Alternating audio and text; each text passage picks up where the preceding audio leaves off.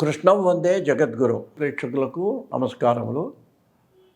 భగవద్గీతలో ఇంకా అసలు సంఘటనకు దగ్గరకు వస్తున్నామండి. ఎప్పుడైతే అర్జునుడు రథాన్ని సేనయో రోహయోర్ మధ్య స్థాపయ అని చెప్పాడో, ఈయన తీసుకెళ్ళి ఈయనకు తెలుసు ఎక్కడ ఆపాలో.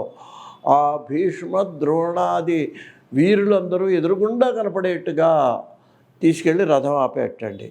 ఆపేటప్పటికీ చూశాడు. ఒక్కసారి చూసేటప్పటికీ అర్జునుడు అంటున్నట్టండి. ఎవడున్నాడంటే, ఓ కృష్ణ, ఏమిటయ్యా నాకు చెమటలు పడుతున్నాయేంటి, నాకు వణుకొస్తున్నది ఏమిటి?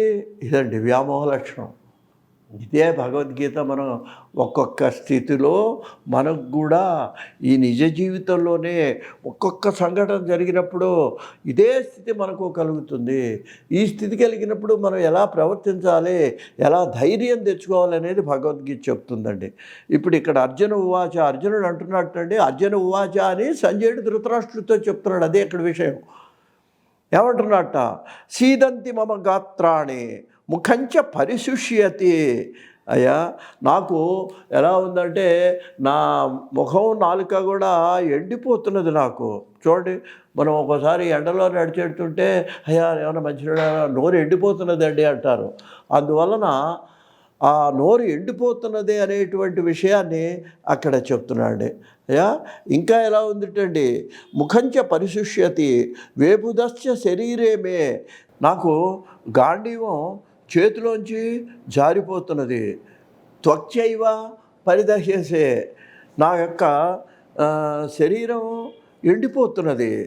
అయ్యా, కాబట్టి కృష్ణుడితో అంటున్నాడు, ఇది చూడండి, ఇది చాలా ప్రసిద్ధమైన శ్లోకం అండి. మొదటి అధ్యాయంలో అంటాడు. ఇక అంటే ఒక వైరాగ్యం లాంటిది. వైరాగ్యం కాదండి ఇది మనకు కొంతమంది కలుగుతుంటుంది. మెట్ట వేదాంతం అంటాం మనం మామూలుగా చెప్పాలంటే. అసలైన వైరాగ్యం వాడు ఇన్ని కబుర్లు చెప్పడు, అంతే ఎక్కడికి వెళ్ళిపోతాడు వాడు, ఎవరికి చెప్పడు.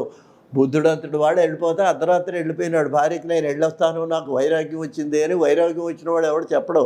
కానీ ఇక్కడ ఏంటంటే ఇది వైరాగ్యంలాగా భ్రాంతి కలిగిన వైరాగ్యం కలిగింది అర్జునుడికి. అంటే అది మనం భగవద్గీతలో గమనించాలండి. అందుకని ఇతను ఏమంటున్నాడంటే, నకాంక్షే విజయం కృష్ణ. ఓ కృష్ణ, నాకు ఈ విజయం వద్దయ్యా, ఏదో వచ్చాం యుద్ధానికి, నాకు ఈ విజయము వద్దు. నచరాజ్య సుఖానిచ. చూడండి, మొదటి దాంట్లో 32వ శ్లోకం అండి. చాలా ఆయన అంటున్నాడు కృష్ణుడితో అంటున్నాడు అర్జునుడని సంజయుడు ధృతరాష్ట్రుడికి చెప్తున్నాడు. ఆయన వింటున్నాడు ఇవన్నీ కూడా. భగవద్గీత జాగ్రత్తగా వింటున్నాడు ధృతరాష్ట్రుడు కూడా. ఈయన చెప్తున్నట్ట, ఏదో బాగుందనుకుంటున్నాడు వాడికి. అసలు అర్జునుడు యుద్ధం మానేస్తే ఇంకేముంది, ఇంక యుద్ధం క్లోజ్. అర్జునుడు నమ్ముకునే వాళ్ళందరూ దిగారు. ఆయన జాగ్రత్తగా వింటున్నాడు. అయితే యుద్ధం మానేస్తాడా లోపల ఏదో ఒక ఆశ ధృతరాష్ట్రుడికి. ఈయన అంటున్నట్టండి, నచ రాజ్య సుఖానిచ, ఈ రాజ్య సుఖాలు నాకు వద్దు ఓ కృష్ణ. అయ్యా, కిమ్రో రాజ్యం గోవిందా.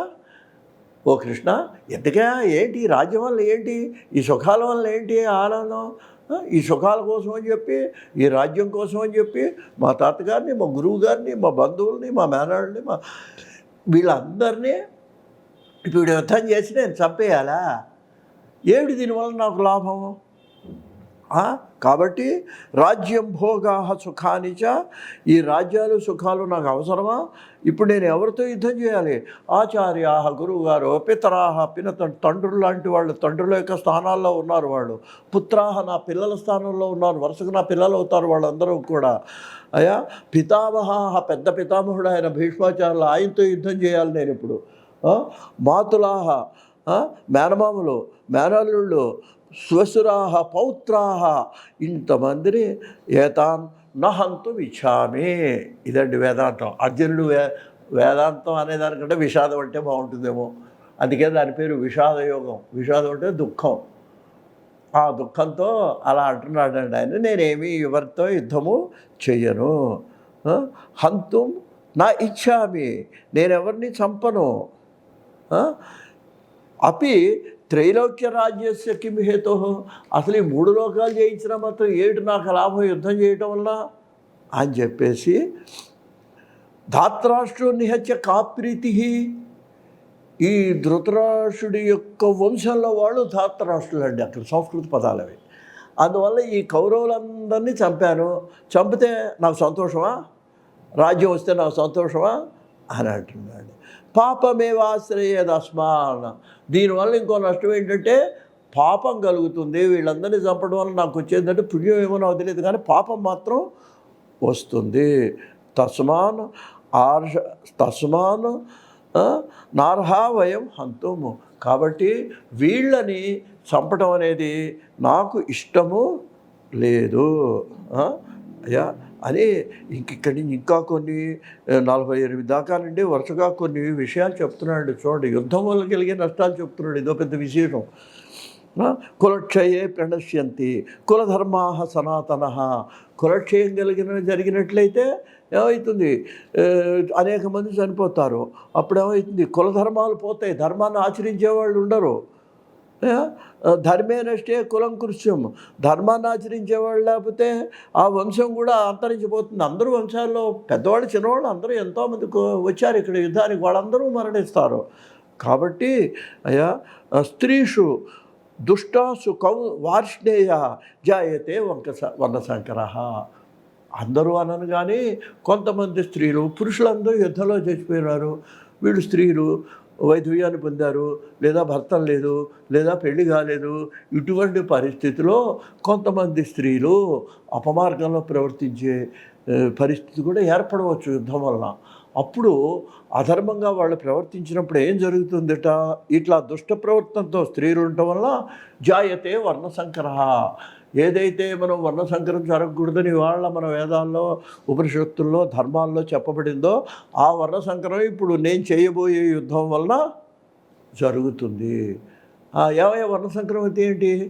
శంకరు భగవద్గీత జాగ్రత్తగా ఇప్పుడు కూడా వినాలండి. నేటి యువకులు కూడా ఈ మాట వినాలి. భగవద్గీతలో చెప్పింది ఆ వర్ణశంకరం వల్ల ఏం జరుగుతుందట, నరకాయ ఇవ, దానివల్ల మన మరణానంతరం మనకి నరకములో మనం పడాల్సి వస్తుంది. అంతేకాదు లుప్త పిండోదక క్రియా, 2 నష్టాలండి వర్ణశంకరం వలన. ఒకటేమో నువ్వు నరకానికి పోతావు ఈ చేసిన పని వల్ల, ఏదో వ్యామోహంతోనో ఏదో చేసావు, స్త్రీ అని పురుషుడు అని, ఒకటి నరకానికి పోతావు. రెండోది నువ్వు చేసేటువంటి లుప్త పిండోదక క్రియ, నువ్వు చేసే కర్మకాండ, నీ పితృదేవతలకి నీ తల్లిదండ్రులకి నువ్వు చేసే శ్రాద్ధ కర్మలుండే, నువ్వు చేస్తే అది వాళ్ళకి అందదు అని భగవద్గీత చెప్తున్నదండి. కాబట్టి ఆ లుప్తమైనటువంటి పిండోదక క్రియలు అయిపోతాయి. కాబట్టి ఓ కృష్ణ, నేను యుద్ధము చెయ్యను అని చెప్పాటండి. చెప్పి తర్వాత ఏం చేశాడు అనేది తర్వాత ఎపిసోడ్స్లో మనం చేస్తాను. స్వస్తి.